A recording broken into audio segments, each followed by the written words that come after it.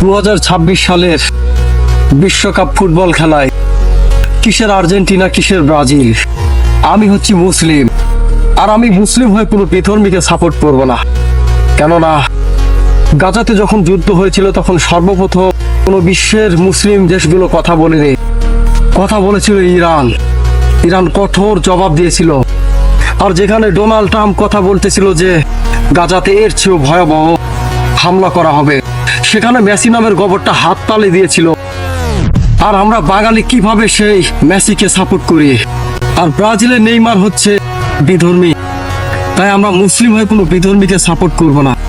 যদি সাপোর্ট করতে হয় ইরানকেই সাপোর্ট করব, ইনশাআল্লাহ। ইরানকেই সাপোর্ট করব। আর আমার প্রিয় দল ইরান। তো আপনাদের যদি প্রিয় দল ইরান হয় অবশ্যই আমার এই ভিডিও নিচে একটা কমেন্ট করে যাবেন।